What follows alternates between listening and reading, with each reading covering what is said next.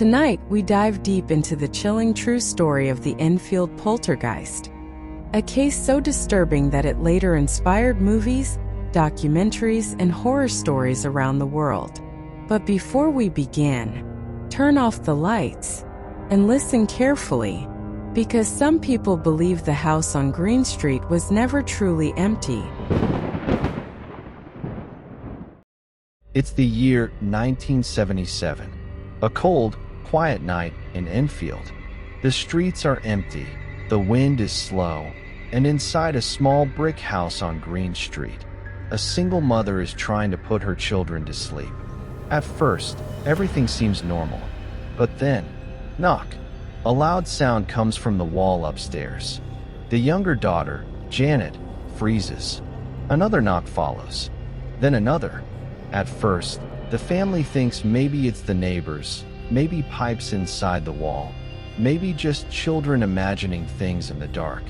But then the knocking becomes louder, more violent, and suddenly, furniture starts moving by itself.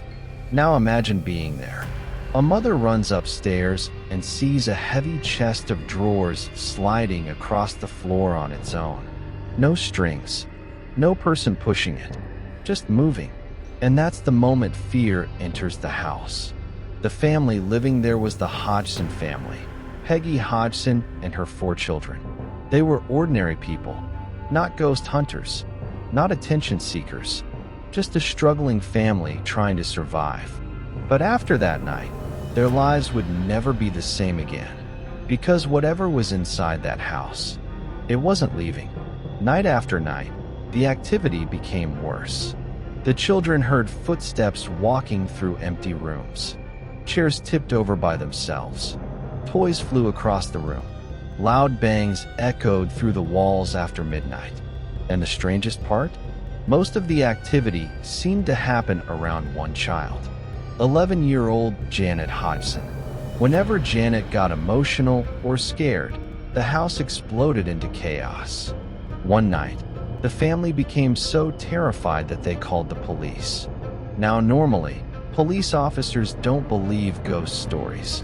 But when officers arrived at the house, something happened that changed everything.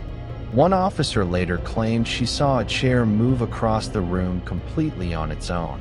That statement would later become one of the most famous parts of the case. Soon, word spread across London. Newspapers arrived. Reporters gathered outside the house. Neighbors crowded the streets hoping to witness something supernatural. And then came the investigators from the Society for Psychical Research. These weren't random ghost hunters. These were serious paranormal researchers. One of them was Maurice Gross. At first, he believed the family was probably making it all up. But after spending nights inside the house, his opinion changed completely. He claimed he saw objects flying through the air. He heard knocking sounds answering questions. Marbles and Lego pieces were thrown across rooms by invisible forces. And then, the haunting became truly terrifying.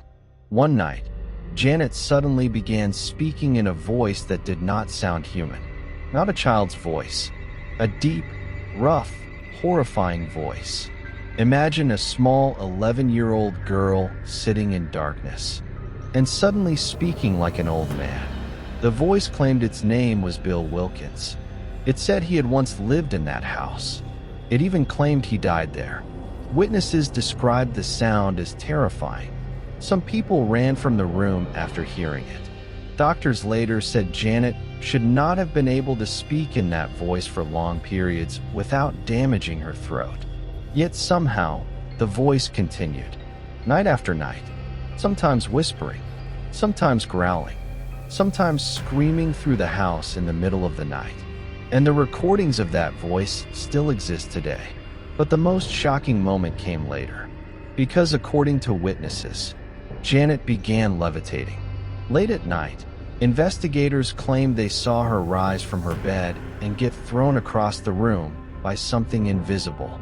Photographs taken during the case showed Janet seemingly floating in midair. Now, skeptics later said she was probably just jumping, and maybe some photographs can be explained that way. But investigators insisted some events happened too quickly, too violently, to be fake. Imagine standing in a dark and suddenly seeing a child lifted from her bed. No wonder people were terrified. Soon the house became famous across Britain.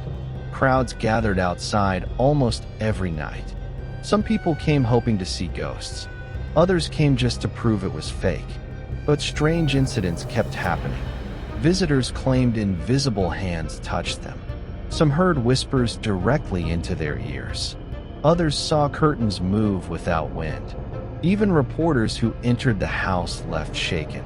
And meanwhile, the Hodgson family was falling apart. The children stopped sleeping properly. Peggy became emotionally exhausted. Fear completely consumed that home. But here's where the story becomes complicated. Because not everything was believable. At times, Janet and her sister were caught bending spoons and apparently faking certain events. Skeptics immediately attacked the case. They claimed the girls were simply seeking attention.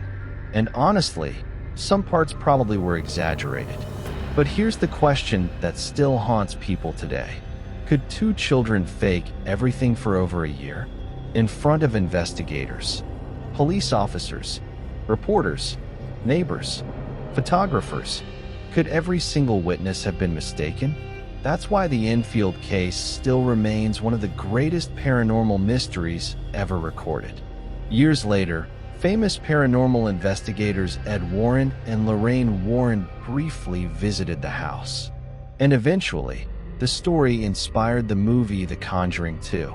But the real story, the real events, were far darker than Hollywood.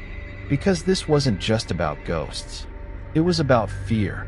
Imagine being a child trapped inside a house where every night something unexplained happens. Imagine hearing knocking sounds at 3 a.m. and knowing no one is there. Imagine hearing your daughter speak in the voice of a dead man. That's what made the Enfield Poltergeist so terrifying. Not the movies, not the headlines, but the possibility that maybe, just maybe, something truly unexplained happened inside that little house in Enfield. And even today, nearly 50 years later, people still ask the same chilling question. What was really inside that house?